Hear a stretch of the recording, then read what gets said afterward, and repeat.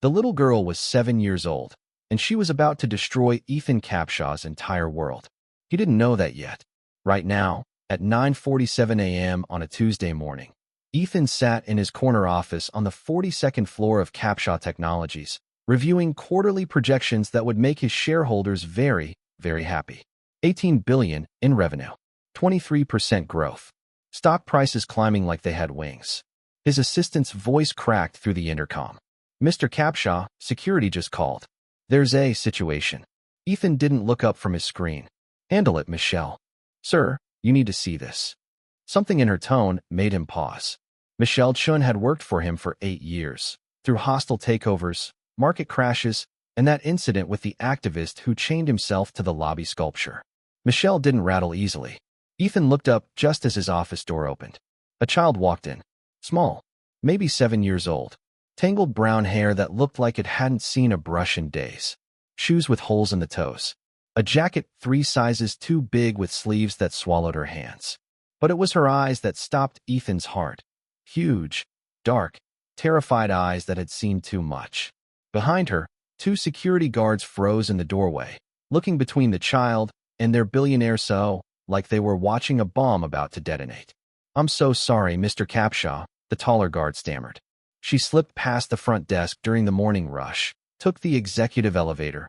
We don't know how she knew which floor. "It's okay." Ethan stood slowly, the way you move around a frightened animal. "You can wait outside." The guards hesitated, then retreated, closing the door with a soft click that sounded like a gunshot in the sudden silence.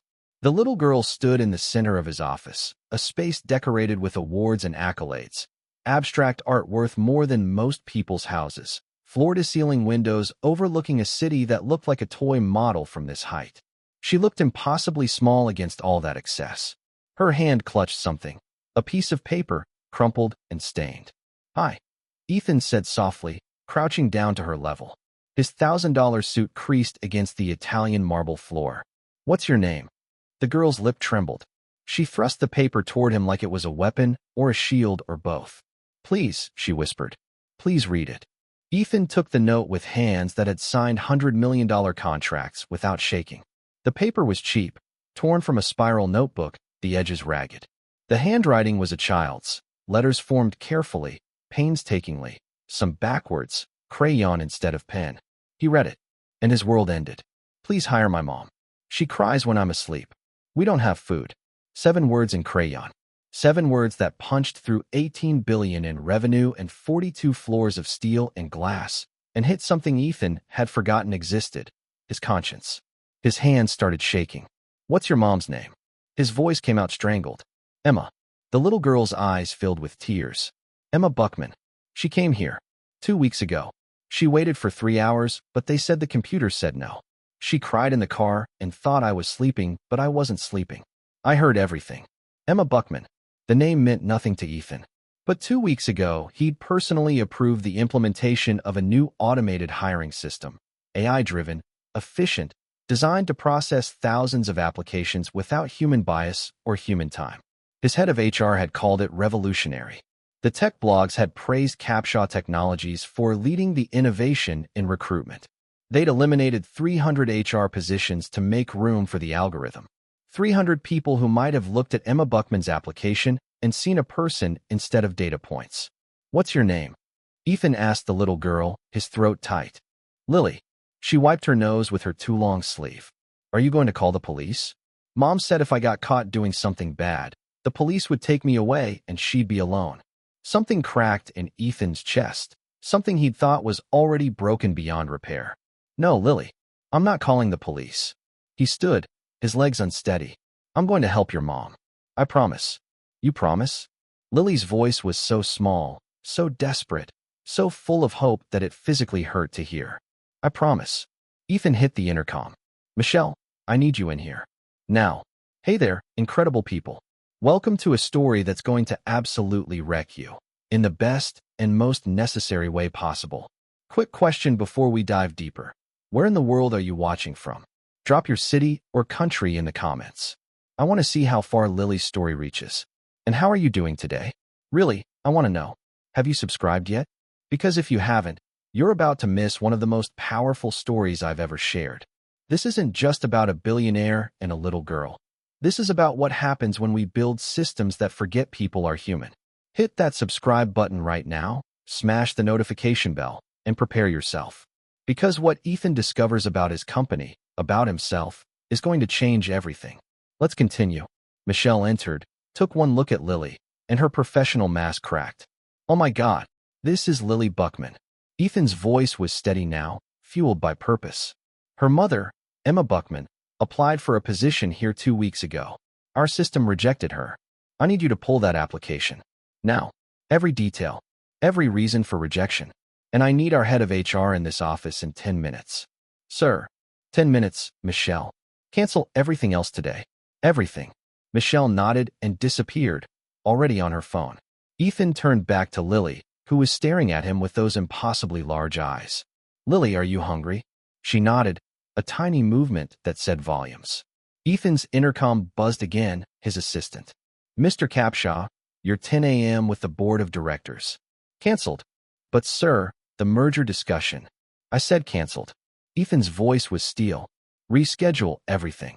For the next week, if necessary. He walked to his desk, mahogany imported from Brazil, worth more than some cars, and opened the bottom drawer. His emergency stash, granola bars, nuts, chocolate. Food he kept for late nights reviewing contracts, never imagining it would feed a starving child in his office. He handed the granola bar to Lily. She took it with trembling hands, tore it open, and ate like she was afraid someone would take it away. Ethan watched her eat, and something inside him shattered completely. This child had walked past security, rode an elevator 42 floors, and marched into a billionaire's office. Not because she was brave, but because she was desperate. How many other Lilies were out there? How many other desperate children with mothers who cried when they thought no one was listening? How many of them had his revolutionary algorithm rejected? Michelle returned with a tablet, her face pale. Sir, I found the application. Ethan took it, and the words on the screen felt like daggers. Emma Buckman, age 34, applied for administrative assistant position. Rejection reason, employment gap exceeds acceptable parameters. 2 years unemployed. Algorithm confidence score, 2 out of 100. Status, automatically rejected. No human review. 2 years unemployed. Ethan looked at Lily, who was clutching the granola bar wrapper like it was treasure, and understood what that gap meant. 2 years of being a mother. 2 years of raising a child alone. 2 years of sacrifice that an algorithm saw as failure. Get me everything, Ethan said quietly. Emma Buckman's full file. Address. Phone number. Every application she submitted. And Michelle. He met his assistant's eyes. Find me everyone involved in approving that AI system. Every executive, every board member who signed off. I want them in the conference room in 1 hour. Sir, what are you going to do? Ethan looked at Lily, who'd finished her granola bar and was watching him with desperate hope. I'm going to fix this, he said. Whatever it takes. But he had no idea that fixing this would mean tearing down everything he'd built. Comment below, what should Ethan do first? And if you're already hooked, subscribe so you don't miss what happens when this CEO goes searching for Emma and discovers the truth about his empire. Emma Buckman's application told a story that Ethan's algorithm had been designed to ignore. He sat at his desk, Lily perched on the leather chair beside him, a child-sized figure dwarfed by executive furniture, while Michelle pulled up file after file on the screen. Each document was another knife wound. Emma had a bachelor's degree in business administration from a state school, graduated with honors. First job at a marketing firm, solid performance reviews. Then a gap, 2 years and 3 months of nothing. But tucked in the application notes, the section the AI never read because it was programmed to filter before analyzing, was a single line. Took time off to care for daughter during medical crisis. Ready to return to workforce. Medical crisis. Ethan's voice was hollow. He turned to Lily. Were you sick? Lily nodded, her small hands twisting the granola bar wrapper. I had leukemia. Mom said I was really sick for a long time. She stopped working to take me to the hospital every day. I'm better now, but we used all our money on medicine. The words hung in the air like accusation and confession. Ethan Capshaw, genius CEO, tech innovator, man who'd built a fortune on efficiency and automation, had programmed his system to reject mothers who chose their dying children over their careers. Sir, Michelle's voice was carefully controlled. The address on file is a motel. The Crossroads Inn on Route 9.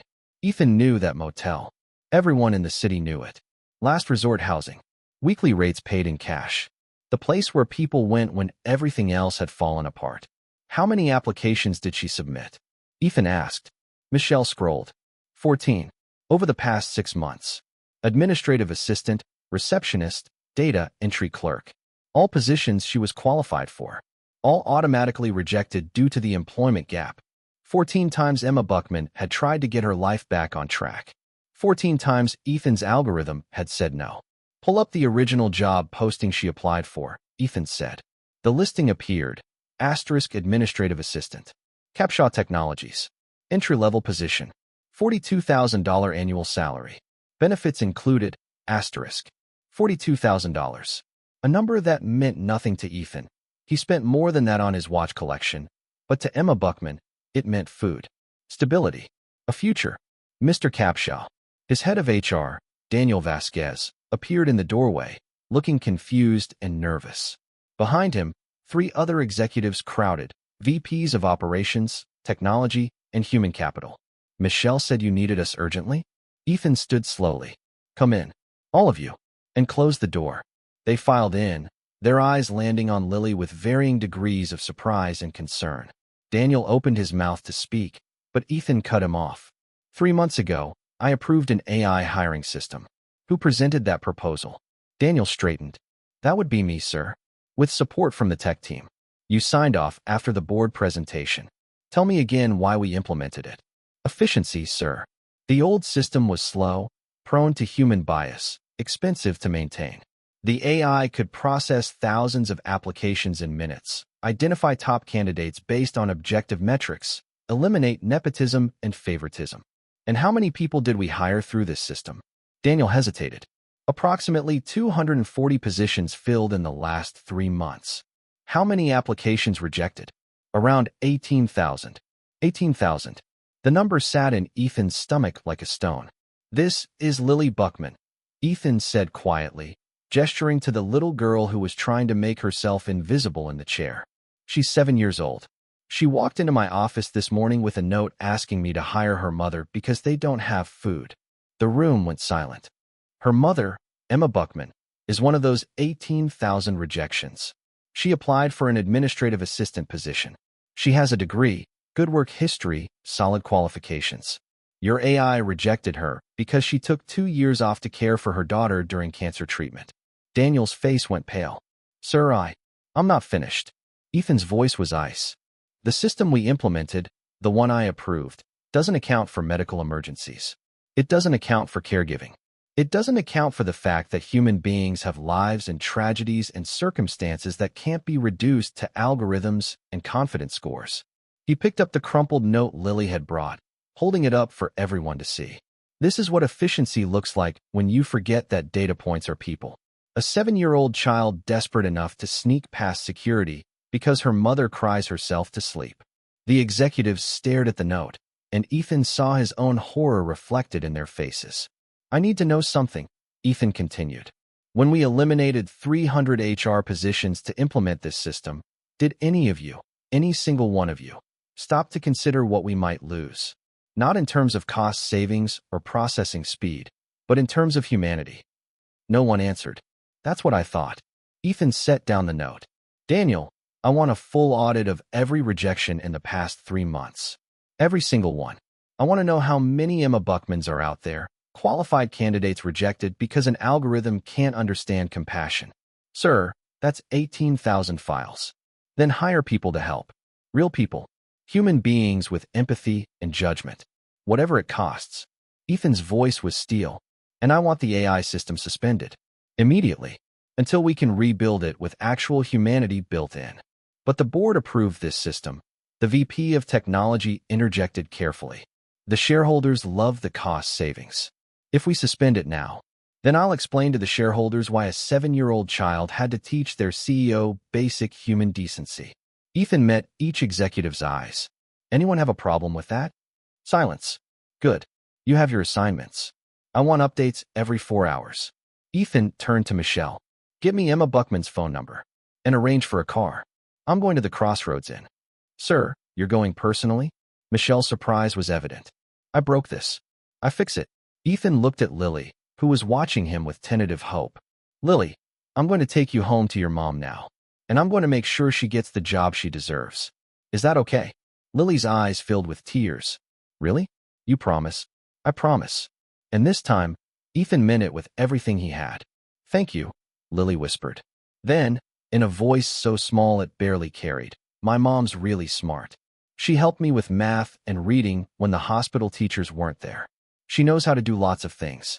She just needed someone to give her a chance. The words shattered what was left of Ethan's composure. Emma Buckman just needed someone to give her a chance. And his system, his innovation, his efficiency, had made sure no one ever would. She's getting that chance now, Ethan said. I guarantee it.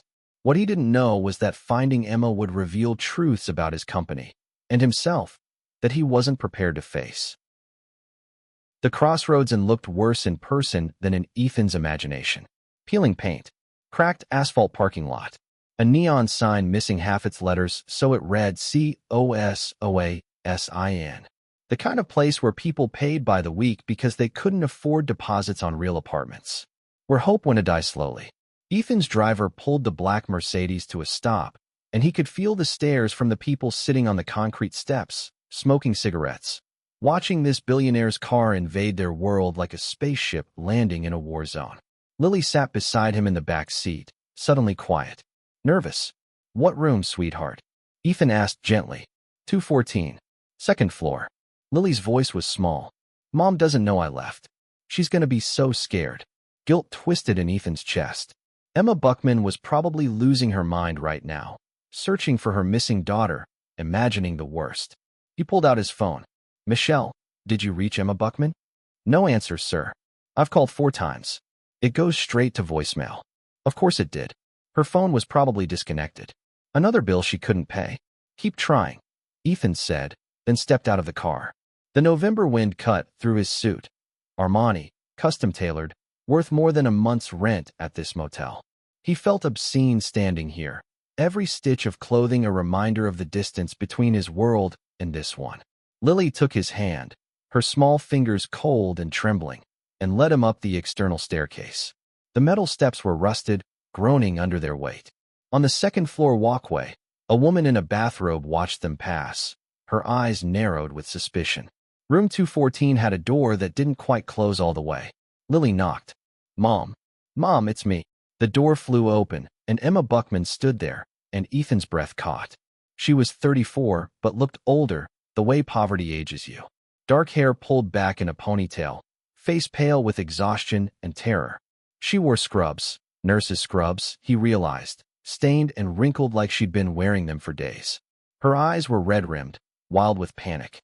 Lily, Emma dropped to her knees, crushing her daughter against her chest. Oh my God, where were you? I woke up and you were gone. I've been searching everywhere. I thought. She was sobbing, shaking, holding Lily like she'd disappear if she let go. I'm sorry, Mom, Lily cried. I'm sorry, I just wanted to help. Don't ever do that again, do you hear me? Never.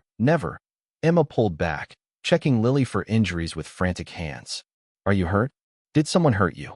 No, Mom. I went to see him.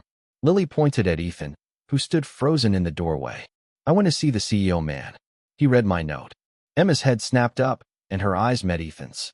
For a moment, they just stared at each other. Then recognition dawned on her face. She knew who he was. Everyone knew Ethan Capshaw. His face was on magazine covers, TechCrunch articles, Forbes lists. You. Emma's voice was ice and fire. You're Ethan Capshaw. Yes. Ethan's throat was tight. Mrs. Buckman, what did you do to my daughter? Emma stood, positioning herself between Lily and Ethan like a shield. Why is she with you? How dare you bring her here without calling me? Mom, no. He's helping. Lily grabbed her mother's arm. He promised. He's going to give you a job. Emma froze, looked at Lily, then at Ethan, confusion and anger warring on her face. May I come in? Ethan asked quietly. Please. I owe you an explanation. Emma's jaw clenched. For a long moment, Ethan thought she'd slam the door in his face, and he'd deserve it. But finally, she stepped aside. The motel room was smaller than Ethan's walk-in closet. One double bed with sheets that had been washed so many times they were nearly transparent. A card table with 2 folding chairs. A mini fridge that hummed loudly. No TV, probably couldn't afford cable. The bathroom door was open, revealing mold creeping up the shower tiles. But it was clean. Obsessively clean. Emma had scrubbed every surface, organized their meager belongings with military precision. A child's dignity maintained in the face of complete poverty. On the card table sat a laptop, ancient, screen cracked, open to a job search website. Ethan's chest constricted. Lily told me what she did, he began. I'm so sorry she scared you. But I'm grateful she came, because she opened my eyes to something I should have seen myself. Emma crossed her arms, her body language screaming distrust. My daughter is 7 years old. She walked into a billionaire's office because I'm failing her, because I can't feed her, because I've applied to 300 jobs in 6 months and I can't get a single call back. Her voice cracked. You don't owe me anything except an explanation for why your company rejected me 14 times. I know why. Ethan pulled out his phone, showing her the application file. My company implemented an automated hiring system. It rejected you because you have a 2-year employment gap. The AI can't distinguish between someone who's lazy and someone who was. Saving her daughter's life? Emma's eyes blazed. I had a good job, a career. Then Lily got sick and I had a choice. Keep working and let strangers take her to chemo, or be there for every appointment, every treatment, every nightmare. I chose her, and apparently that makes me unemployable. It shouldn't. Ethan's voice was fierce, and I'm here to fix it. Emma, I'm offering you a position at Capshaw Technologies. The administrative assistant role you applied for, it's yours. Full salary, full benefits, healthcare. I don't want your pity job. Emma's words were sharp. I don't want to be your charity case so you can feel better about your broken system. It's not pity. Ethan met her eyes. You're qualified. Overqualified, actually. You should have been hired months ago. This is me correcting a mistake. My mistake. Why? Emma's voice broke. Why do you care? You're a billionaire. We're nobody. You could have sent security to bring Lily back and forgotten we exist. Because she reminded me of something I forgot. Ethan looked at Lily, who was watching them with anxious eyes. That every rejected application is a person, a life, a child who needs food. And I built a system that treated you like data points instead of human beings. Emma was quiet, her defenses cracking. The medical bills destroyed us. Everything we had, savings, house, my car. I sold everything to keep Lily alive. When she finally went into remission, I had nothing left. No money, no home, no references because I'd been gone so long. Tears streamed down her face. I've been working overnight cleaning shifts at the hospital to pay for this room. That's why I'm wearing scrubs. I just got off a 12-hour shift and came back to find my daughter missing. The image hit Ethan like a physical blow. Emma working all night scrubbing hospital floors, coming home exhausted to an empty room, her daughter gone. You're working cleaning shifts? With your qualifications? It's the only place that would hire me without checking employment history. Emma laughed bitterly.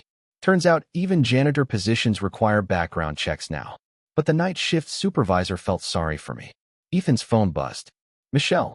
Asterisk, sir. Daniel just sent preliminary audit results. Of the 18,000 rejections, approximately 3,200 were caregivers with employment gaps. Medical leave, childcare, elder care. All qualified. All rejected by the algorithm. Asterisk. 3,200 people. 3,200 families like Emma and Lily, struggling because Ethan's innovation had decided their compassion was a weakness. Emma, Ethan said carefully, I'm going to make you an offer. And before you refuse, please hear me out completely. Emma nodded warily. I'm hiring you.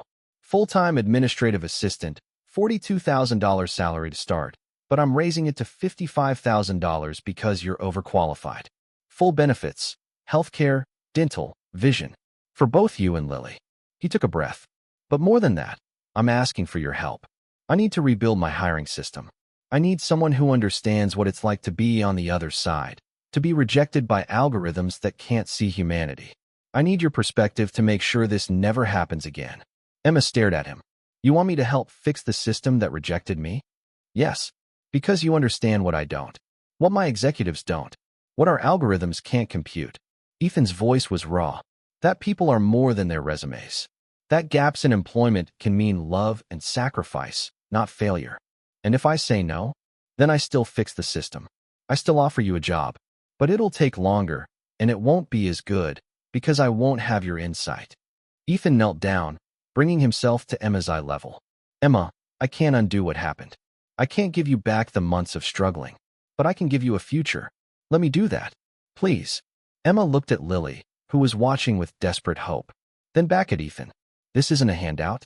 You're not going to hire me and stick me in some closet office where I don't have to actually work.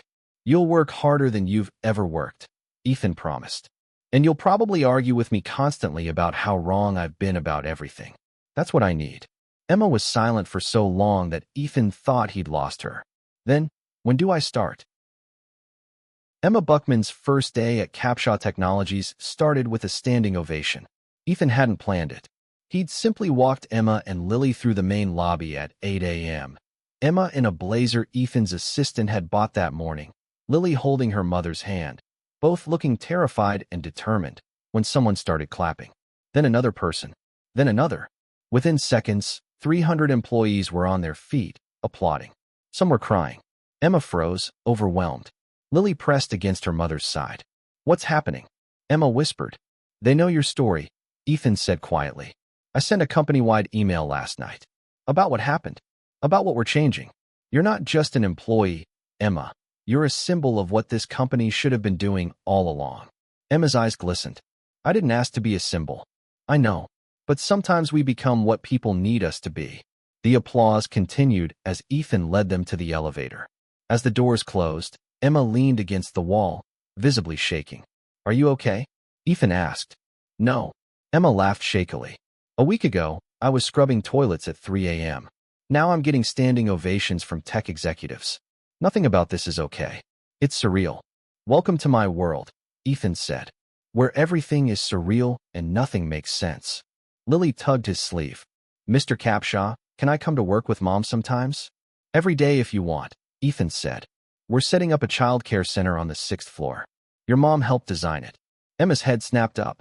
Wait, what? You said in our meeting yesterday that working parents need on-site childcare. So I'm building one. Ethan smiled at her shocked expression.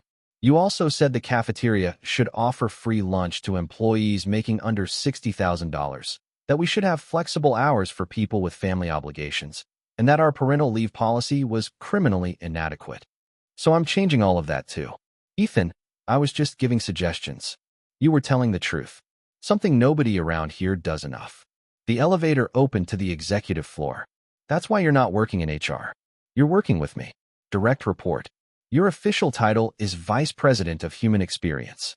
Emma stopped walking. Excuse me. You heard me. VP salary is $120,000, plus benefits. You start today. That's insane. Emma sputtered. I was applying for a $42,000 admin position. I don't have VP experience. You have something better, perspective. Ethan opened the door to an office, not huge, but windowed, with a view of the city. This is yours. Computer's already set up, phone works, supplies in the drawer. Lily, there's a kids area in the break room with books and games until the child care center opens next week. Lily's eyes went wide. Really? Really? Go explore. Your mom's office is safe. Lily took off down the hallway, and Emma stood frozen in her new office doorway. Why are you doing this? Her voice was barely a whisper. Because you're right. About everything. Ethan gestured to the building around them. I built an empire on innovation and efficiency, but I forgot what it was actually for. It's supposed to serve people, not the other way around. You're going to help me remember that. Emma walked to the window, looking out over the city. What if I fail? What if I'm terrible at this? Then you'll fail honestly, which is more than most people in this building can say. Ethan joined her at the window. Emma, I'm not hiring you because I pity you. I'm hiring you because you walked through hell and came out still caring about other people. That's leadership. That's what I need. The first crisis came on day 3. Emma burst into Ethan's office without knocking, her face flushed with anger. We need to talk. Now. Ethan looked up from his laptop. What happened? I was reviewing rejected applications like you asked, cross-referencing with the AI's reasoning. Emma slammed a folder on his desk. Do you know how many military veterans we rejected? 247. All because they had employment gaps during active duty deployments. The words hit Ethan like a sledgehammer. The algorithm saw their military service as unemployment. Emma continued, her voice shaking. These people served our country, came home, tried to get jobs, and our system said no because they were busy being shot at overseas instead of padding their resumes. Ethan opened the folder. File after file of rejected veterans, combat experience, leadership training, skills that should have made them ideal candidates. All filtered out by an algorithm that couldn't understand sacrifice. There's more. Emma pulled out another stack. Single parents rejected because they could only work certain hours. People with disabilities rejected because they disclosed accommodations they'd need. Immigrants rejected because their education was from non-recognized institutions, even though many of them have advanced degrees. Each revelation was another indictment. I thought I was building something fair, Ethan said quietly. Removing human bias from hiring. You removed humanity from hiring. Emma's voice softened slightly. Bias exists, Ethan. It's real and it's ugly. But the solution isn't to replace human judgment with algorithms. It's to train humans to be better. To see people, not data points. So what do? Emma met his eyes. We contact every single one of these people. All 3,200 caregivers. All 247 veterans. Every rejected candidate who deserved better. We apologize. We offer them positions if they're still available. We rebuild from the ground up. That's going to cost millions. The board will never. Then overrule the board. Emma's voice was steel. You're the CEO? Act like it. Either this company stands for something real, or it's just another corporation that profits while people suffer. Ethan stared at her, and something shifted in his chest. This woman, who'd been scrubbing hospital floors a week ago, was standing in his office challenging him to be better. And she was absolutely right. Draft the message, Ethan said. We contact everyone. And Emma, I want you at the next board meeting. They need to hear this from you. The board. Emma paled. Ethan, I've been here 3 days. Exactly. You still remember what it's like outside these walls. They don't. He stood. You said I need to act like a CEO. Well, you need to act like a VP.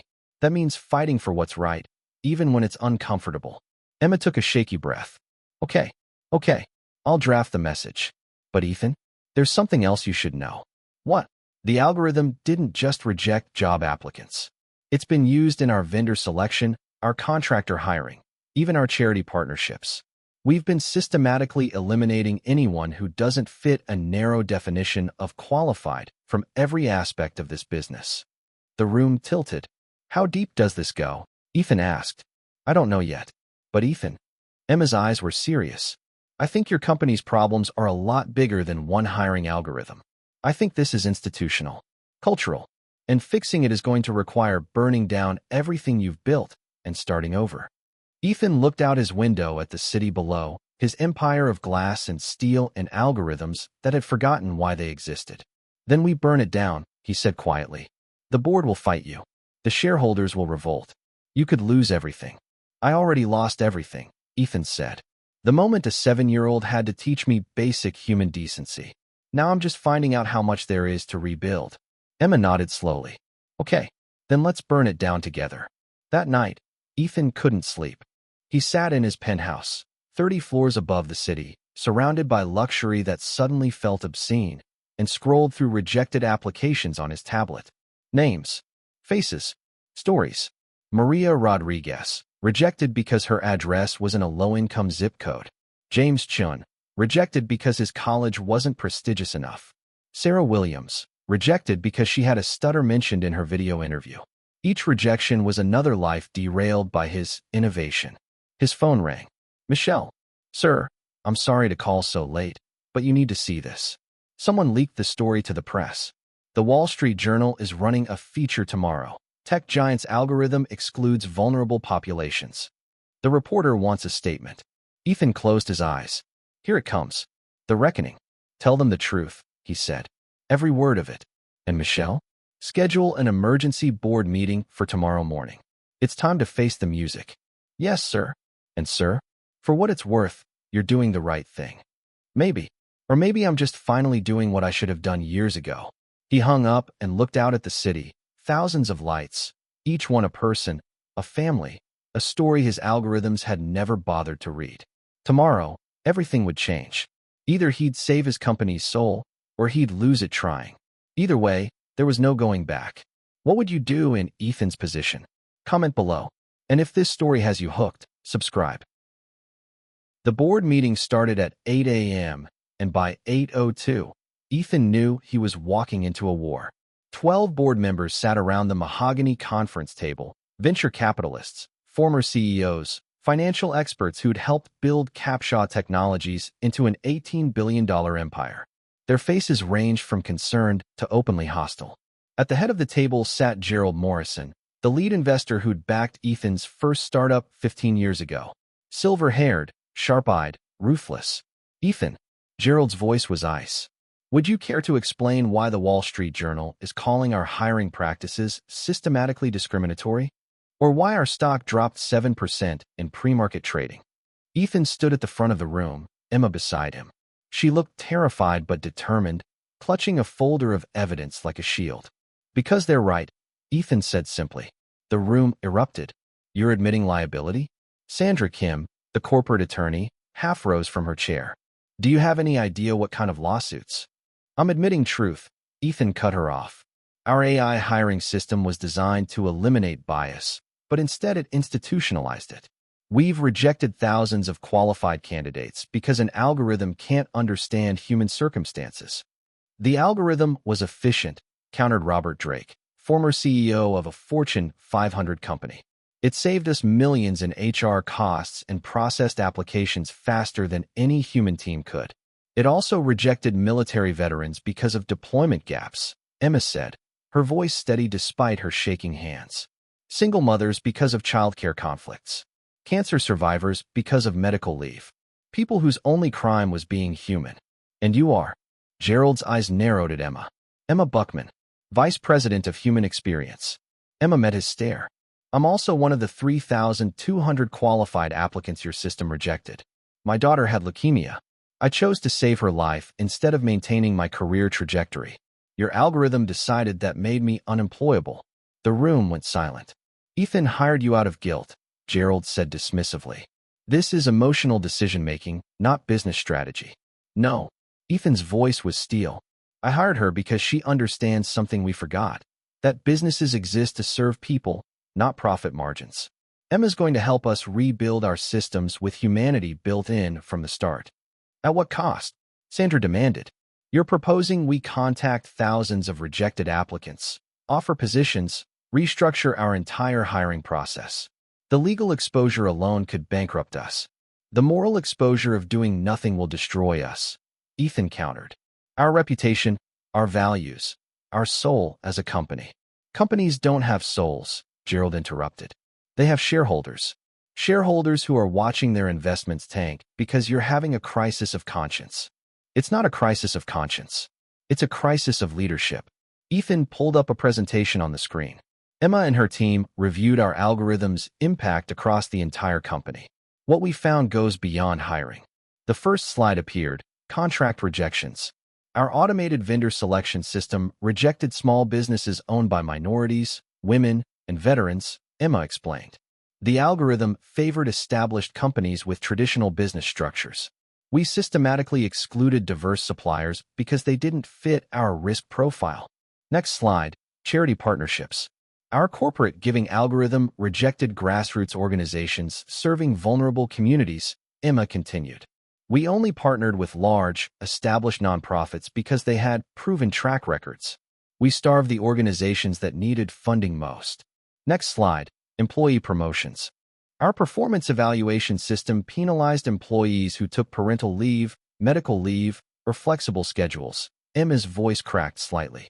We created a culture where dedication meant sacrificing everything for work, where being human was a career liability. The board members stared at the data, and Ethan saw the moment it clicked. This wasn't just a hiring problem. This was systematic dehumanization built into every layer of the company. How much will it cost to fix? Gerald asked finally. Estimated $50 million to start, Ethan said. Reaching out to rejected applicants, restructuring systems, implementing human oversight, creating support systems for employees. But the real cost is bigger. It means changing how we define success. 50 million. Robert Drake shook his head. That's insane. Shareholders will revolt. Then let them revolt, Ethan said quietly. Because I'm not running this company into the ground chasing efficiency while forgetting humanity. If that means some shareholders leave, fine. We'll find investors who actually believe in what we're building. This is career suicide, Sanders said. Ethan, think about what you're doing. I am thinking. Ethan's voice rose. I'm thinking about Lily Buckman, age 7, who walked into my office with a note written in crayon because she was desperate. I'm thinking about the 247 veterans we rejected, the 3,200 caregivers, the thousands of lives we derailed because we optimized for profit over people. He paused, looking at each board member. A 7-year-old child had more courage than this entire board. She risked everything to save her mother. What are we willing to risk to save this company's soul? Gerald stood slowly. I'm calling for a vote. All in favor of Ethan's proposed changes, raise your hand. Emma raised her hand immediately. 2 other board members, younger, more progressive, joined her. 3 votes for, 9 against. Motion fails, Gerald said. Ethan, the board is overruling your decision. We're keeping the algorithm, making minimal adjustments for legal compliance, and moving forward with business as usual. Ethan looked at Emma, saw the devastation in her eyes, and made a choice. Then I'm resigning. The room exploded. You're what? Gerald's face went red. I'm resigning as CEO, effective immediately.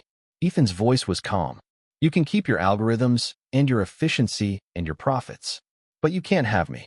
I won't be the face of a company that treats people like data points. Ethan, don't be dramatic. I'm not being dramatic. I'm being honest. He looked at Emma. Something I should have been from the start. Emma, I'm sorry. I thought I could change this from the inside, but I was wrong. The system is too broken, too entrenched. If you resign, I resign, Emma said immediately. Emma, you need this job. I need to work for someone with integrity more than I need a paycheck. Her voice was fierce. If you're walking away from this because it's right, then I'm walking with you. Gerald's eyes narrowed. You realize what you're doing? You're forfeiting your shares, your severance, everything. You'll leave with nothing. No. Ethan smiled sadly. I'll leave with my humanity intact. That's not nothing. He turned to leave, Emma beside him, when the conference room door burst open. Michelle stood there, phone in hand, face pale. Mr. Capshaw, you need to see this. Now. She turned her phone around, showing a video that had gone viral overnight. It was security footage from Lily's walk through the building. Someone had leaked it, the little girl in her too big jacket, walking past security with determined steps, riding the elevator with her crumpled note clutched in her hand. But that wasn't the important part. The important part was what came next, footage of Ethan reading the note. His face crumbling. His immediate action, calling Emma, suspending the algorithm, demanding change. The video had 17 million views. The comments were overwhelming. This is what leadership looks like. If this CEO can admit he was wrong, maybe there's hope for corporate America. I'm a veteran who was rejected by this company. If Ethan Capshaw is really changing things, I want back in. It gets better, Michelle said, scrolling. 300 companies have reached out in the last hour. They want to know how to audit their own systems. They're calling it the Buckman protocol. Ethan, you're starting a movement. Gerald's phone rang. Then Sandra's. Then Robert's. Within seconds, every board member's phone was buzzing. Gerald answered his, listened for a moment, and his face went white. I see. Yes, I understand. He hung up and looked at Ethan with something that might have been respect or fear. That was our largest shareholder. Bilson Investment Group. They're backing your plan. Full support. They said, and I quote, if Capshaw Technologies won't lead with humanity, we'll find a company that will. Other board members were having similar conversations. The tide was turning. Motion to reconsider, said one of the younger board members. All in favor of supporting Ethan's restructuring plan. This time, 8 hands went up. Then 9. Then all 12. Gerald was the last, raising his hand slowly, his expression unreadable. Motion passes. Unanimous. Ethan stood frozen, barely believing what had just happened. But Ethan, Gerald continued, if we're doing this, really doing this, it needs to be done right. Full transparency. No half measures. You're either all in, or you're out. I'm all in, Ethan said. Good. Gerald almost smiled. Then get back to work. You've got $50 million to spend and a company to rebuild. Don't screw it up. As the board filed out, Emma grabbed Ethan's arm. What just happened? She whispered. I think, Ethan said slowly. A 7-year-old just changed the world. 3 weeks after the board meeting, everything started falling apart. The media called it the Capshaw reckoning. Ethan called it a nightmare. He sat in his office at midnight, surrounded by reports that painted a picture of catastrophe. Emma was across from him, looking as exhausted as he felt, her eyes red from too many 18-hour days. Read me the numbers again, Ethan said quietly. Emma's voice was hollow. Stock price down 23%. 3 major clients terminated contracts, citing instability in leadership. Our chief technology officer resigned yesterday, said he didn't sign up to work for a charity. 6 more executives are threatening to follow. What about the rehiring initiative? Of the 3,200 people we contacted, only 800 responded. Most don't trust us. They think it's a PR stunt. Emma's voice cracked. We're hemorrhaging money, losing talent, and the people we're trying to help don't even believe we're sincere. Ethan put his head in his hands. Maybe Gerald was right. Maybe this is business suicide. Don't. Emma's voice was sharp. Don't you dare give up now. Emma, I'm destroying everything. The company's collapsing. People are losing their jobs, the same people we're trying to help. He looked up at her. What if I'm making it worse? Before Emma could answer, Michelle burst through the door, her face stricken. Sir, we have a problem. A big one. She turned on the wall monitor. A news broadcast filled the screen. Breaking news tonight. Former Capshaw Technologies employees have filed a class action lawsuit, claiming the company's recent changes constitute breach of contract and hostile work environment. The camera cut to a press conference. Robert Vasquez, Ethan's former chief technology officer, stood at a podium surrounded by lawyers. Ethan Capshaw claims he's making the company more humane, Robert said, his voice dripping with contempt. But what about the 300 HR employees he fired to implement the AI system? What about the executives forced out for disagreeing with his sudden moral awakening? He's destroying a successful company because of guilt over one sob story. One sob story. Emma's face went white with rage. The reporter asked, Are you saying the story of Lily Buckman was fabricated? I'm saying it was manipulated for maximum emotional impact. Ethan Capshaw is not a hero. He's a CEO who made bad decisions and is now trying to cover his tracks with performative ethics. The screen went dark as Michelle turned it off. There's more, Michelle said quietly. Anonymous sources inside the company are leaking internal documents. Emails where executives discussed the cost savings from the AI system. Reports showing you personally approved the HR layoffs. She paused. They're building a case that you knew exactly what the algorithm would do, that this whole revelation is fake. Ethan felt the walls closing in. I did approve those layoffs. I did sign off on the algorithm. Everything they're saying is true. But your reasons for changing are real, Emma insisted. Are they? A new voice cut through the room. Gerald Morrison stood in the doorway, his expression unreadable. Ethan, we need to talk. Alone. Emma stood. Anything you say to him, you can say in front of me. Emma, it's okay. Ethan's voice was defeated. I'll handle this. Emma left reluctantly, and Gerald closed the door. The board is meeting tomorrow morning, Gerald said without preamble. They're going to vote on removing you as CEO. The words didn't even surprise Ethan. I know. Do you? Because if you're removed, everything you've built, the rehiring program, the policy changes, Emma's position, all of it gets dismantled. The board will install someone who will restore stability, which means going back to the algorithms and the efficiency and pretending none of this ever happened. Then what do you suggest? Ethan's voice was bitter. Everything I touch turns to disaster. Maybe they're right. Maybe I should step down. Gerald walked to the window, looking out at the city lights. 15 years ago, you came to me with an idea for a pharmaceutical tracking system. You were 28, arrogant, brilliant. You said you wanted to build something that mattered. That would save lives. I remember. I invested because I saw hunger in you. Not for money, for meaning, for impact. Gerald turned back. That hunger made you successful. But somewhere along the way, you started optimizing for growth instead of purpose. You forgot why you started. And now I'm paying the price. No. Gerald's voice was firm. Now you're remembering. The question is, are you strong enough to see it through? Because rebuilding is harder than building. Admitting mistakes is harder than defending them. And changing a culture is the hardest thing you'll ever do. I don't know if I can, Ethan admitted. Gerald, I'm watching everything collapse. Good people are losing jobs. The company's bleeding money. Emma trusted me, and I'm failing her. You're not failing. You're learning what leadership actually means. Gerald sat down across from him. Real leadership isn't making popular decisions. It's making right decisions and accepting the consequences. You chose humanity over profit.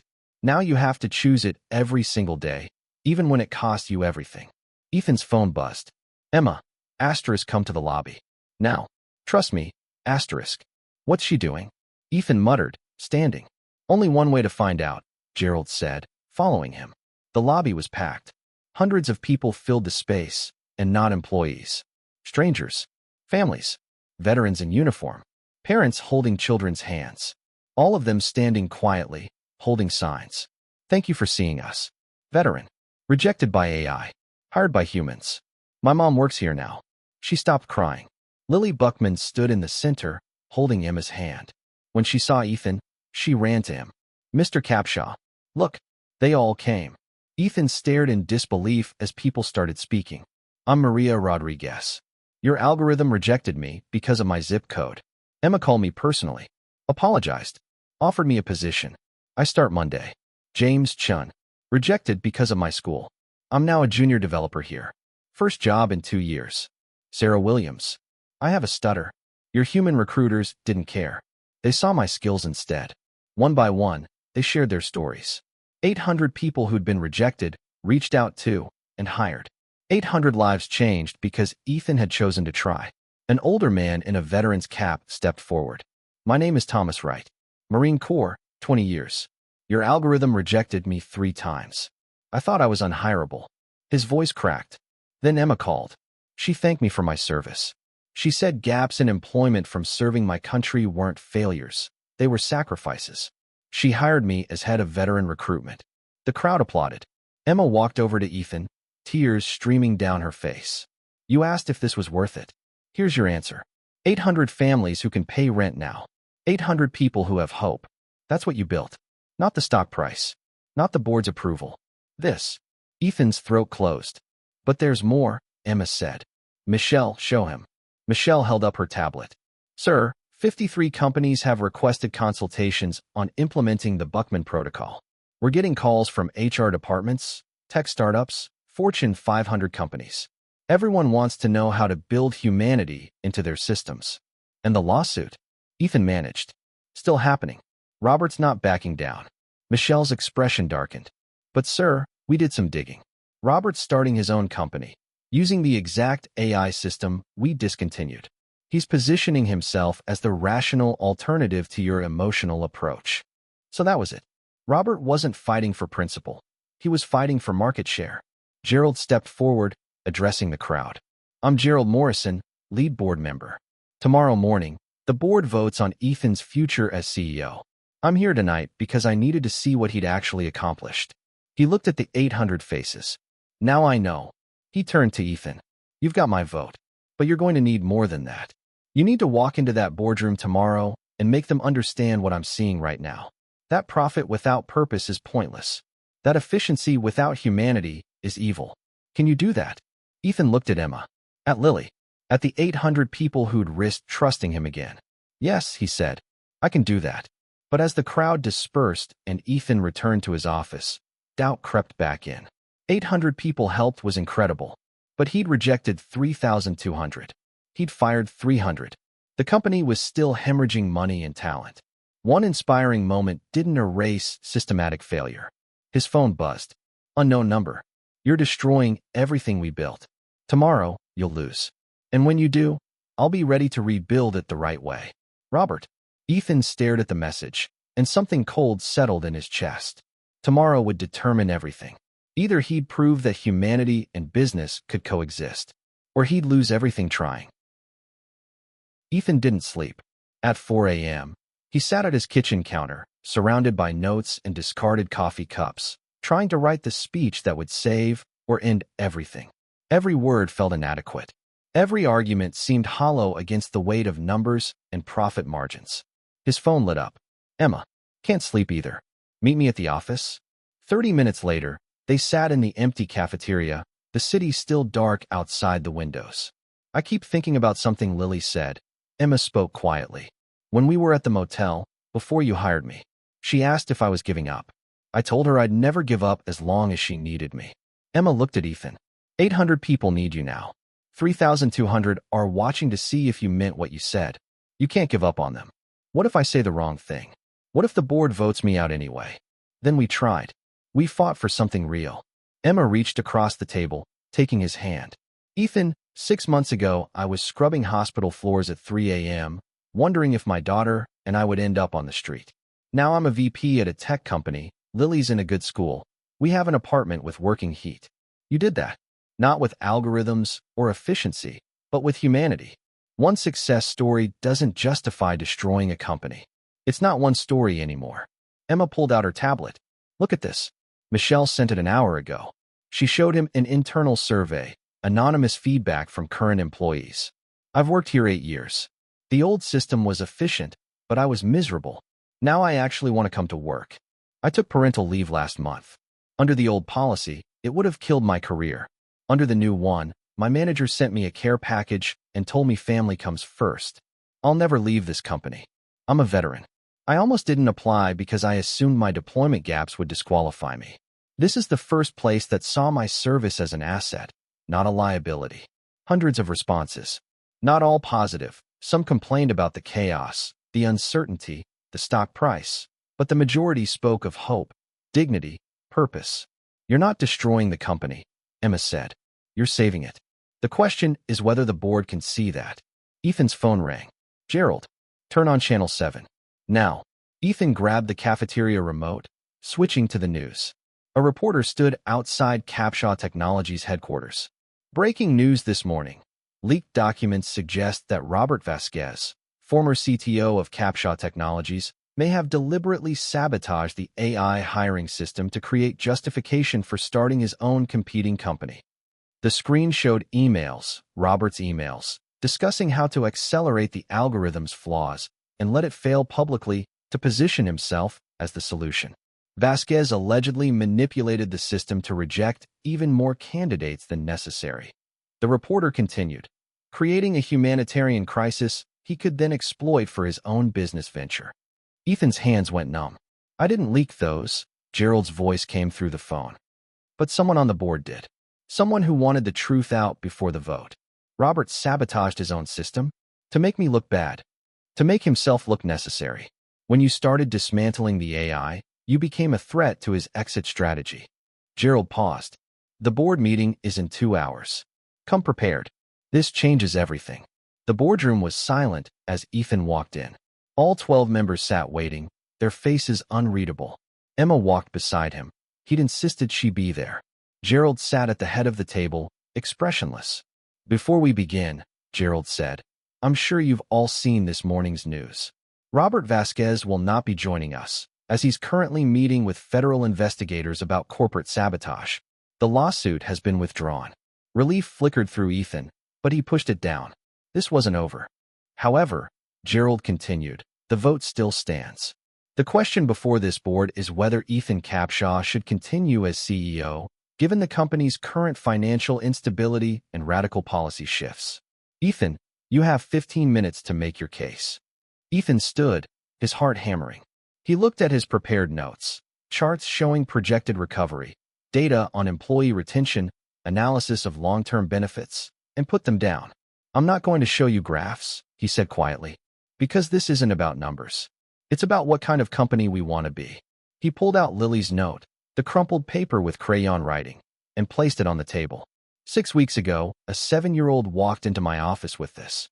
7 words that destroyed everything I thought I knew about business. Please hire my mom. She cries when I'm asleep. We don't have food. The board members stared at the note. I built this company on innovation and efficiency. I was proud of that. I thought optimizing systems and maximizing profits meant I was succeeding. Ethan's voice strengthened. But this note showed me what I'd actually built. A system so efficient it forgot people were human. So optimized it rejected mothers who saved their children's lives. So profitable it left families starving while we celebrated revenue growth. He looked each board member in the eye. You're going to vote on whether I should stay as CEO. But first, I need you to understand what that vote actually means. If you vote me out, you're voting to return to algorithms that can't understand sacrifice, to systems that punish compassion, to a company that treats people like data points. And if we vote you in, Sandra asked quietly, then you're voting for something harder, for rebuilding instead of quick fixes, for humanity over efficiency, for short-term struggle in exchange for long-term meaning. Ethan's voice was raw. I can't promise the stock price will recover immediately. I can't promise we won't lose more clients who don't understand what we're doing. But I can promise this. If you give me time, I'll build a company that proves you can be profitable and humane, that you can innovate and care. That success doesn't require sacrificing your soul. Emma stood beside him. I'm one of the 3,200 people this company rejected. My daughter had cancer. I chose her life over my career. Your algorithm decided that made me worthless.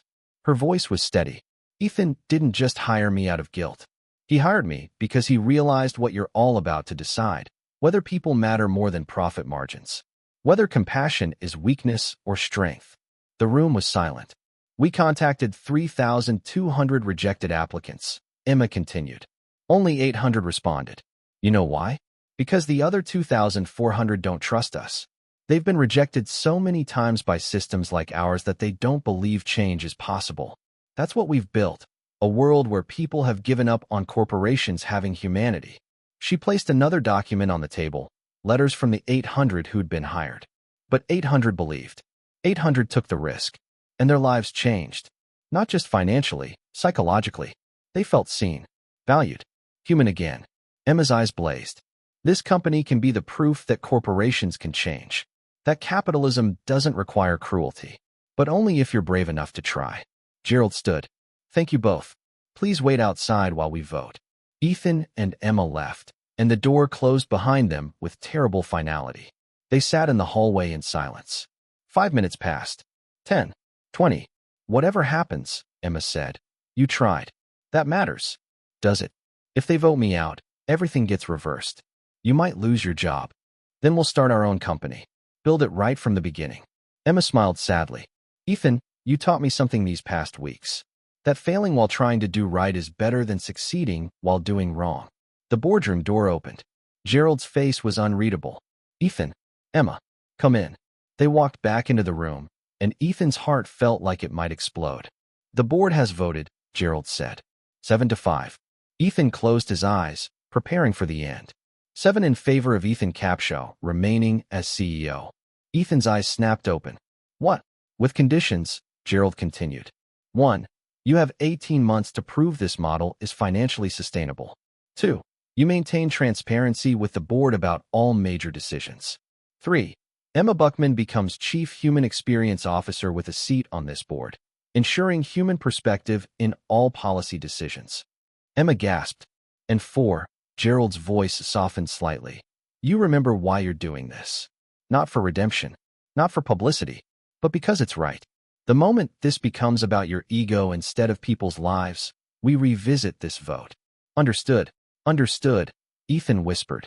Gerald extended his hand. Then get back to work. You've got a company to rebuild. Don't waste the chance. Ethan shook his hand, barely believing what had happened. They'd won. But as Emma squeezed his hand and they left the boardroom together, Ethan knew this was just the beginning. The real work, changing culture, rebuilding trust, proving humanity and profit could coexist, that fight would take years. But for the first time in his life, he was fighting for something that mattered. Comment if you're celebrating right now. And subscribe. This is where we see if Ethan can actually deliver on his promises. 18 months later, everything had changed. Ethan stood in the newly renovated lobby of Capshaw Technologies, watching the morning rush of employees arrive. But this wasn't the sterile, corporate lobby of before. Now it featured a massive mural painted by community members, a collaboration between professional artists and kids from local schools, including a prominent section by Lily Buckman. Her contribution showed a little girl in an oversized jacket, holding a note, walking toward a tall building. Below it, in her careful handwriting, Sometimes courage is just showing up. Asterisk. Emma appeared beside him, carrying 2 coffee cups. Big day? You ready? As ready as I'll ever be. Ethan accepted the coffee gratefully. Today was the 18-month review, the board meeting that would determine if his experiment had succeeded or if it was time to admit defeat. The numbers told a complicated story. Stock price, still down 12% from the pre-crisis high, but steadily climbing. Revenue, contracted initially, but now growing again, slower than before, but sustainable. Employee retention, up 63%. Turns out people stayed when they felt valued. Client base, shifted. They'd lost some major corporations uncomfortable with the touchy-feely approach, but gained dozens of mid-sized companies who wanted to partner with a business that aligned with their values. But the real changes couldn't be measured in spreadsheets. Walk me through the model one more time, Emma said as they headed to the elevator. I want to make sure we're presenting it clearly. The Buckman protocol, Ethan began, and Emma still blushed at the name. 3 core principles. Human oversight on all automated decisions. Mandatory consideration of context, life circumstances, caregiving responsibilities, anything that explains gaps or unconventional paths. And diverse hiring panels that include people who've personally experienced barriers to employment. We've trained 240 HR specialists in the past year, Emma added. Veterans helping evaluate veteran candidates. Parents on panels for applicants with childcare needs. People with disabilities reviewing accommodation requests. Perspective from lived experience. The elevator doors opened to the executive floor, and Ethan smiled at the transformation. His massive corner office was now divided into 3 spaces. His smaller office, Emma's equally sized office, and a common area where employees could drop in with concerns or ideas. The days of isolated executive power were over. The numbers Gerald really cares about, Emma continued, pulling up her tablet. Employee satisfaction, 87%, up from 42%. Applications received, up 300%. Word spread that we actually read them. Diversity in hiring. We're now 62% women, 48% people of color, 18% veterans, and 12% people with disabilities. Our workforce actually reflects the world we operate in. And the 3,200 original rejects. Emma's face glowed. 1,500 are now employed, either here or at partner companies we connected them with. Another 800 declined but thanked us for reaching out. The remaining 900 we're still trying to reach, or they've moved on. But Ethan, 1,500 lives changed. 1,500 families who have stability now. They entered the boardroom, and Ethan was struck by how different it looked. The table was still mahogany, but surrounding it were photographs, employees and their families, community members, veterans in uniform, children at the on-site child care center. Reminders of who they were serving. Gerald was already seated, along with the other board members. But there were new faces too. Emma now sat on the board, along with Thomas Wright, the veteran who'd become head of veteran recruitment, and Maria Rodriguez, who'd risen to director of community partnerships. Let's begin, Gerald said. Ethan, Emma, you know why we're here. 18 months ago, we gave you a chance to prove that humanity and profitability could coexist. The question today is, did you succeed? Ethan stood, but before he could speak, Gerald raised his hand. Actually, before you present, there's something the board needs to address. He looked at Ethan with an expression that might have been pride. We've received 3 acquisition offers in the past month. Major corporations wanting to buy Capshaw Technologies. The offers range from $22 to $28 billion. Ethan's breath caught. $28 billion. More than the company had been worth at its peak. These companies don't want our technology, Gerald continued. They want our model. They want to learn how we turned around a failing, dehumanized corporation and made it profitable again while actually treating people well. You've created something more valuable than algorithms, Ethan. You've created proof that there's a better way. Sandra Kim spoke up. Our stock price is still recovering, but our valuation is strong. Investors are calling this conscious capitalism, businesses that prioritize people and still make money. You've started a movement. The question, Gerald said, is whether we sell to the highest bidder or whether we continue building what we've started. Ethan, Emma, this is your company. What do you want to do? Ethan looked at Emma, and they shared a silent conversation. We don't sell, Emma said firmly. Because the moment we do, the acquiring company will optimize away everything that makes this work. They'll keep the branding but cut the inefficiencies, the human oversight, the longer hiring process, the support systems. They'll turn the Buckman protocol into a marketing slogan instead of a practice. Agreed, Ethan said. We've spent 18 months proving this model works. Now we need to spend the next 18 years perfecting it and teaching others to do the same. Not by selling out, but by sharing what we've learned. Even if it means leaving billions on the table? Gerald asked. Especially then, Ethan said. Because if we sell now, we're saying that everything has a price. That humanity is negotiable. That you can't really build something meaningful without eventually cashing out. He looked around the table. I spent my whole life chasing that kind of success. It made me miserable and nearly destroyed everything I cared about. I'm not going back. Gerald leaned back, and for the first time in 18 months, he smiled fully. Good answer. He pulled out a folder. Then let's talk about expansion. We've had 412 companies request consultation on implementing the Buckman protocol. I propose we create a division dedicated to helping other businesses humanize their practices. We charge for consulting. This is still a business, but we also open source the core principles. Make it available to anyone willing to try. We could call it the Human Capital Institute, Maria suggested. Training ground for HR professionals who want to do this work right. And we partner with universities, Thomas added. Create curricula that teach business students that profit and compassion aren't opposites. Change how the next generation thinks about corporate success. Ideas flew around the table, initiatives, partnerships, expansions. But Ethan noticed Emma had gone quiet, staring at her tablet with an odd expression. Emma? What is it? She looked up, tears in her eyes.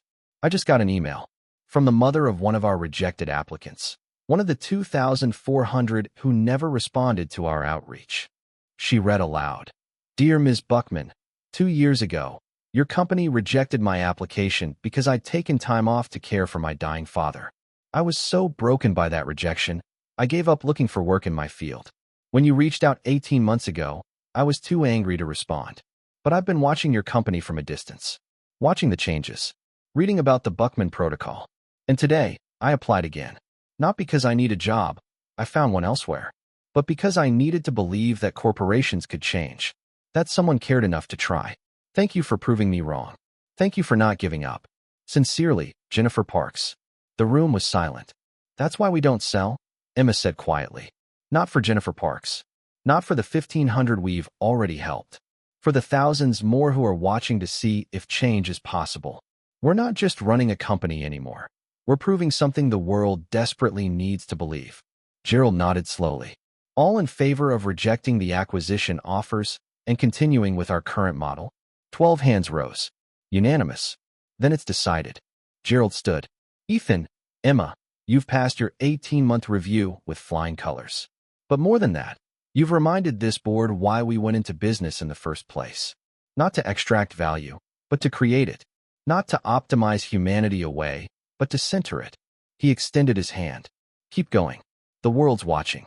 That evening, Ethan found Lily in the child care center, painting at an easel. Hey, kiddo, what are you working on? Lily beamed. A present for you. For your office. She showed him the painting. 2 figures holding hands, standing in front of a tall building. One figure wore a suit. The other wore a too-big jacket. That's us, Lily explained. The day I came to see you. Mom says that's the day everything changed. Ethan's throat tightened. Your mom's right. You changed everything, Lily. You were braver than any of us. I was just scared, Lily said. I didn't want Mom to cry anymore. Sometimes being brave means being scared and showing up anyway. Lily considered this, then nodded solemnly. Mr. Capshaw, are you and Mom going to keep helping people? Like you helped us. Every single day, Ethan promised. For as long as we can. Good. Lily went back to her painting, adding stars to the sky above the building. Because there are lots of kids like me, with moms and dads who just need someone to see them. Ethan watched her paint, and for the first time in 18 months, he felt something he'd almost forgotten. Peace. Not because everything was perfect. The company still faced challenges. The model still had flaws to work out. There would be more crises, more doubts, more moments of wondering if they were doing the right thing. But they were trying. And trying with full hearts mattered more than succeeding with empty ones.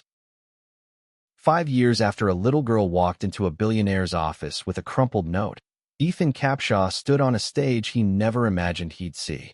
The United Nations Conference on Ethical Business Practices. 2,000 attendees from 147 countries filled the auditorium. CEOs, government officials, activists, entrepreneurs. All of them waiting to hear about the Capshaw miracle, as the media had dubbed it. Backstage, Emma adjusted his tie, her hands steady despite the enormity of the moment. Nervous? She asked. Terrified, Ethan admitted. What if I mess this up? Then you'll mess it up honestly, which is more than most people on that stage can say. Emma smiled. Just tell the truth. That's all you've ever needed to do. A stagehand signaled. 2 minutes. Emma, Ethan said quietly, I never thank you properly. For trusting me when you had every reason not to. For fighting beside me when it would have been easier to walk away. For teaching me what actually matters. Emma's eyes glistened. You gave my daughter and me a life. You gave us hope. That's worth more than any thank you. It's more than that. Ethan took her hand. You saved me. Not just my company, me. The person I'd buried under profit margins and efficiency metrics. You reminded me that being human wasn't a weakness. Before Emma could respond, the stagehand gestured urgently. Mr. Capshaw, you're on. Ethan walked onto the stage, and the applause was thunderous. He stood at the podium, looking out at 2,000 faces representing the future of global business, and pulled a worn piece of paper from his pocket. 5 years ago, he began, a 7-year-old girl named Lily Buckman walked into my office with this. He held up the note, now laminated, preserved, the crayon words still visible. Asterisk, please hire my mom. She cries when I'm asleep. We don't have food. Asterisk. The auditorium went silent. I was a billionaire CEO running an $18 billion company. I had optimized every system, automated every process, maximized every profit margin. By every conventional measure, I was succeeding. Ethan's voice was steady. But this note, 7 words written by a desperate child, showed me I'd actually failed. I'd built a system so efficient it forgot people were human. He told the story, all of it. Emma's rejection by the algorithm. The 3,200 qualified applicants turned away. The board meeting where he nearly lost everything. The 18 months of struggle to prove humanity and profit could coexist. Today, Capshaw Technologies employs 4,200 people. Our revenue is $23 billion, higher than it's ever been. Our stock price has reached record highs. By conventional measures, we've succeeded. He paused. But that's not why we're succeeding. We're succeeding because we measure different things now. Employee well-being, community impact, lives changed, families lifted out of poverty, veterans given opportunities, parents allowed to be parents without sacrificing careers. Ethan pulled up a slide showing faces, hundreds of them. These are people the old Capshaw Technologies rejected. Every single one is now employed, either at our company or through our hiring network. 1,500 people who were told by algorithms they weren't good enough. 1,500 families who have stability now. That's success, not the stock price, this. The applause started slowly, then built like a wave. But I'm not here to celebrate, Ethan continued. I'm here to issue a challenge. To every CEO, every entrepreneur, every business leader in this room. Your systems are broken. Your algorithms are filtering out humanity. Your efficiency is costing people their dignity. And you know it. The room shifted uncomfortably. I'm not judging you. I was you. I built those systems. I celebrated those efficiencies. I thought I was innovating when I was really dehumanizing. Ethan's voice strengthened. But here's what I learned. Changing is possible. Hard, expensive, terrifying, but possible. And necessary. He outlined the Buckman protocol, now adopted by 847 companies worldwide. Human oversight on automated decisions. Context consideration for life circumstances. Diverse hiring panels. Support systems for caregivers, veterans, people with disabilities. We've open-sourced everything, Ethan said. The training materials, the implementation guides, the metrics for measuring human impact. It's all free. Because this isn't about competitive advantage. It's about changing how business operates globally. He took a breath. 5 years ago, I thought success meant building the most efficient company. Today, I know success means building the most human one. The question for each of you is, what will you choose? Efficiency that excludes or innovation that includes profit without purpose, or prosperity with humanity. Ethan stepped back from the podium. Thank you, but don't thank me. Thank Lily Buckman, who had the courage to walk into my office when she was scared. Thank Emma Buckman, who trusted me when she shouldn't have. Thank the 847 companies brave enough to try this model. And thank every person who's ever been rejected by a system that couldn't see their worth. You're the reason we're changing. You're the reason it matters. The standing ovation lasted 3 minutes. After the speech, in the quiet of the backstage area, Ethan found Emma and Lily waiting. Lily, now 12 years old, taller, still with paint under her fingernails, ran to hug him. You did good, Mr. Capshaw. We did good, Ethan corrected. This started with you, remember? I remember. Lily smiled. Mom says I saved your life. Is that true? Ethan looked at Emma, who was watching them with soft eyes. Completely true. You and your mom both saved me. Good. Lily released him, suddenly serious. Because I'm going to do it again. When I grow up, I'm going to run a company like yours. But better. Better how? Ethan grinned. I'm going to make sure no kid ever has to write a note like I did. I'm going to build systems that see people first, not last. Lily's eyes blazed with determination. And I'm going to teach other business leaders that being kind isn't weak, it's powerful. Ethan's chest swelled with pride. I believe you will. And when you do, I'll be first in line to invest. Emma joined them, wrapping an arm around her daughter. Speaking of the future, I have news. The Human Capital Institute just got funding to expand internationally. We're opening training centers in 15 countries. Gerald approved my sabbatical to lead the initiative. Emma, that's incredible. Ethan hugged her. You're going to change the world. We're going to change the world, Emma corrected. This was never about one company or one person. It's about proving that business can be a force for good, that corporations can have souls, that profit and compassion aren't enemies. Do you think we'll succeed? Ethan asked. Really succeed, not just our company, but changing how business operates globally? Emma looked at Lily, then back at Ethan. 5 years ago, I was scrubbing hospital floors at 3 a.m., crying in motel rooms, wondering if my daughter and I would survive. Today, I'm speaking at the UN and launching an international initiative. If that kind of transformation is possible for one person, imagine what's possible for the world. She was right. Later that evening, Ethan stood on the balcony of his hotel room, looking out at the New York City skyline. Somewhere in that sprawl of lights were thousands of people struggling, hoping, fighting to be seen by systems that kept filtering them out. But now there were 847 companies trying a different way. 847 businesses proving that humanity and profit could coexist. 847 ripples spreading through the global economy. It wasn't enough. Not yet. But it was a start. His phone buzzed. A message from Thomas Wright, the veteran who'd become one of his closest friends. Just hired our 1,000th veteran through the program. This one's a single dad, 3 kids, 2 tours in Afghanistan. He cried when I called him. Said he'd given up hope. Thanks for never giving up on us, boss. Ethan smiled, typing back. Thank Lily. She's the one who taught us courage. Another message appeared. This one from Gerald. Board meeting next week. We're voting on a proposal to cap executive salaries and redistribute excess to employee profit sharing. Thought you'd want to know. Also, I'm proud of you. Your mother would be too. Ethan's eyes burned. His mother, the woman who'd believed in compassion over efficiency, who died because someone had betrayed her trust. She would have loved what they'd built, what they were still building. One final message from an unknown number. Mr. Capshaw, you don't know me. My name is David Parks. My mom is Jennifer Parks. She wrote to Ms. Buckman 2 years ago. I'm in business school now, studying the Buckman protocol. When I graduate, I'm going to start a company built on these principles from day one. Thank you for proving it's possible. Thank you for not giving up. David, the next generation. Already learning. Already believing. Already preparing to build a better world. Ethan looked up at the stars, faint against the city lights, but still there, still shining. Somewhere, a child was going to bed hungry tonight. A parent was crying when they thought no one was listening. A veteran was wondering if their service would ever be valued. A person with a disability was facing another rejection. But somewhere else, companies were changing. Leaders were learning.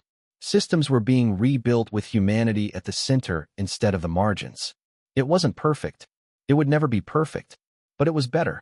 And better was enough to keep fighting for. Ethan pulled out his phone and opened a blank document. Started typing. Year 6 goals. Expand Buckman protocol to 2,000 companies. Launch scholarship fund for children of rejected applicants. Partner with governments on ethical AI legislation. Remember, every number is a person. Every system serves humanity, or it serves nothing. He saved the document and looked back at the city. Tomorrow, the work continued. And tomorrow, and tomorrow, and tomorrow. For as long as it took. For every Lily Buckman still waiting to be seen.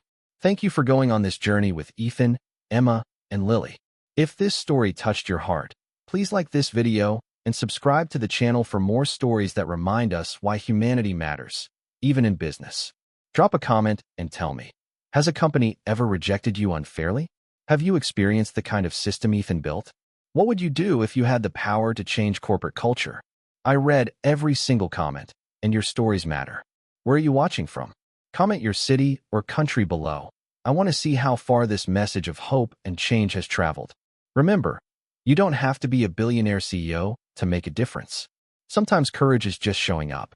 Sometimes change starts with one person brave enough to say this isn't right. Sometimes 7 words in crayon can transform the world. Stay human. Stay kind. Keep fighting for what matters. Until the next story, keep believing that better is possible. Red Heart.